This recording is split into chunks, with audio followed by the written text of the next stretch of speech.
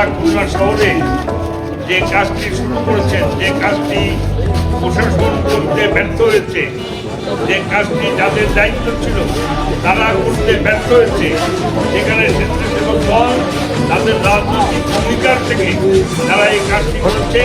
এই কারণে আমি তাদেরকে ধন্যবাদ জানাই, কৃতজ্ঞতা জানাই এবং এই খুলনা শহরকে ডেঙ্গু মুক্ত করে তারা ছাড়বে ইনশাআল্লাহ।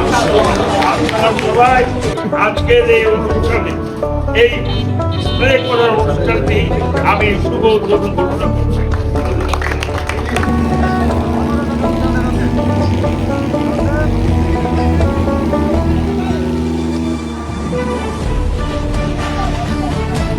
আমি ডেঙ্গুতে অসুস্থ হয়েছে, নিয়ে হসপিটালে ভর্তি আছে।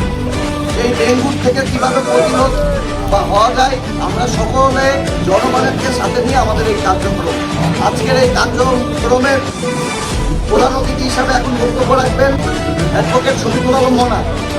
ইতিমধ্যে খুলনার যে হাসপাতালগুলি আছে, প্রাইভেট ক্লিনিক আছে, কোনো জায়গায় কোনো সংকুলন হচ্ছে না। মানুষ এক হাসপাতাল থেকে আরেক হাসপাতাল, এক ক্লিনিক থেকে আরেক ক্লিনিকে ছুটে বেড়াচ্ছে, কিন্তু কোনো হাসপাতালের জায়গা নাই ডেঙ্গু রোগীদের ট্রিটমেন্ট করার জন্য। এমন অবস্থায় বাংলাদেশ জাতীয়তাবাদী স্বেচ্ছাসেবক দল, আমাদের প্রিয় নেতা আল্লাহ রফিকুল ইসলাম বকুলের মাননীয় হুইপ, তার নির্দেশে জাতীয়তাবাদী স্বেচ্ছাসেবক দল যে উদ্যোগ নিয়েছে, এই উদ্যোগের জন্য আমি তাদেরকে ধন্যবাদ এবং কৃতজ্ঞতা জানাই। মহানগরী বিএনপির পক্ষ থেকে তাদের প্রতি আমাদের ধন্যবাদ এই কারণে যে তারা মশাকে মারার জন্য এবং ডেঙ্গু রোগীদের সেবা দেওয়ার জন্য তারা ইতিমধ্যে কার্যকর পদক্ষেপ গ্রহণ করেছে। খুলনা মহানগর স্বেচ্ছাসেবক দলের সম্মানিত আহ্বায়ক মিরাজুর রহমান মিরাজ। আউযু বিল্লাহি মিনাশ শাইতানির রাজিম, বিসমিল্লাহির রহমানির রহিম।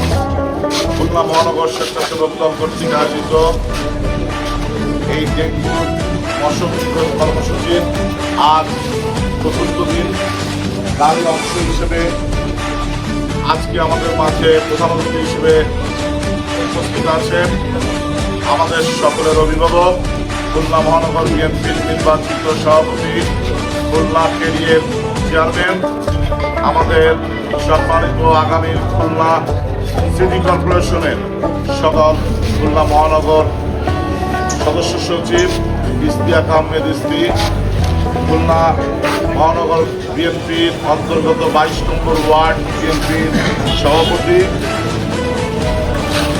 সেক্রেটারি জুয়েল এবং খুলনা মহানগর স্বেচ্ছাসেবক দলের অন্যতম যুগ্ম আহ্বায়ক আমাদের রুবেল ও শুভ, তাদের এই অঞ্চলেই বসবাস। আমরা বিভিন্ন এলাকায় এই কার্যক্রমগুলো পরিচালনা করছিলাম।